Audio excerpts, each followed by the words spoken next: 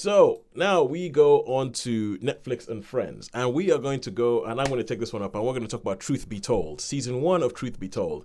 There are now 3 seasons of Truth Be Told. This is the first season, and it is on Apple TV Plus. This stars Octavia Spencer as a journalist called Poppy Parnell. And the whole thrust of this is that she has a podcast. She has a podcast and she's like won awards and everything like that for being a journalist. She's thrown into this podcast. And at the beginning, you find that she's going to a courtroom. And in this courtroom, they're talking about this old case. And there's some new evidence that says that this person who was convicted of a murder 13 years ago, 19 years ago, might not actually be guilty. And this is a case that made her name because she's the one who actually went and she wrote a whole bunch of articles saying, anatomy of a monster, blah, blah, blah, blah, blah, talking about this 16-year-old kid. And a lot of what she wrote has been credited with him being convicted and being locked up in jail for 19 years. And then she sees this one piece of evidence that makes her think, I might have got that wrong. And so... Yeah, so she goes to the family and she's trying to ask the question, did I get this wrong? And she's trying to go through the whole thing and figure out, okay, did I get this wrong? And she's doing a new podcast about her investigating her original thing to see whether she got it wrong and whether she was responsible for sending somebody to jail erroneously. Right.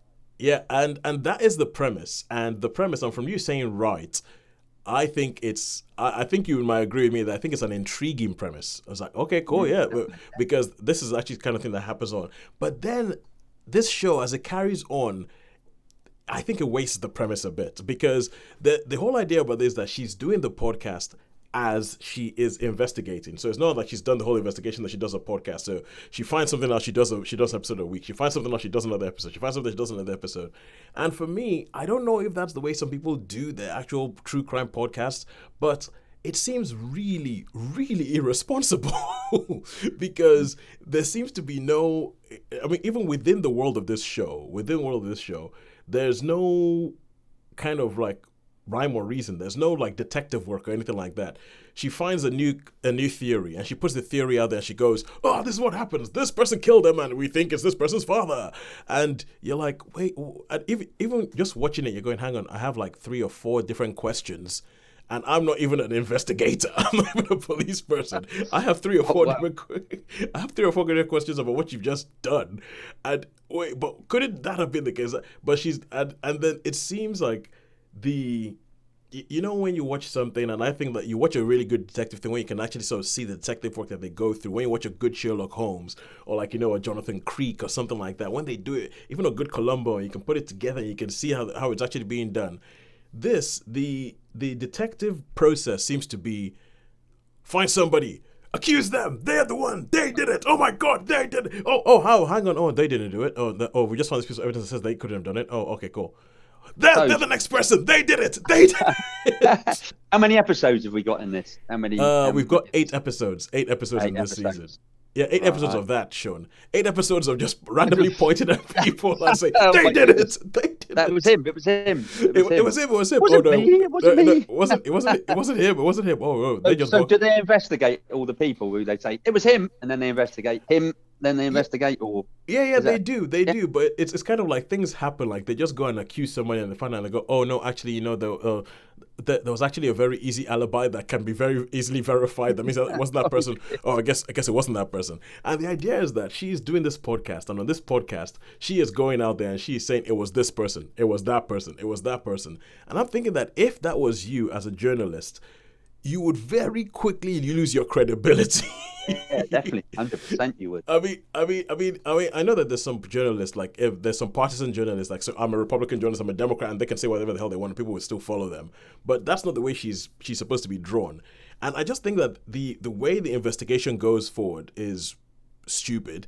And then the final reveal of what happens left me with a lot of questions. I will not go as far as saying it made no sense, but I would say it left me with a lot of questions because I was kind of like, wait. But when they finally reveal what actually happened, you're like, but why would that have happened? It's like, and so I'll tell you how bad it was, right? So this is 8 episodes, And I thought it was 10. So I was watching the 8th episode and I was like, well, obviously they're going to have 2 more episodes and they're going to actually sort of explain why that happened. And then the season ends and you're like, what? Oh, that was it. That was it. I just go, oh no. They haven't. They've missed a bit out of the story. They haven't given this to. It is not fulfilling. It is not. It is not a good. It has elements of a good mystery, but the way they actually investigate it, the way they it's rubbish.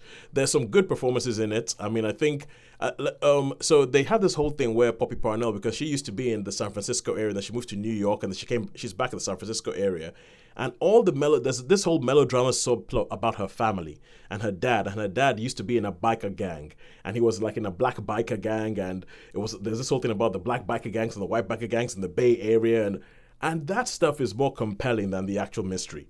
Like the family stuff is more compelling than the actual mystery. So when I first started watching, I was like, okay, maybe this might be something. I got like 3 seasons to catch up with.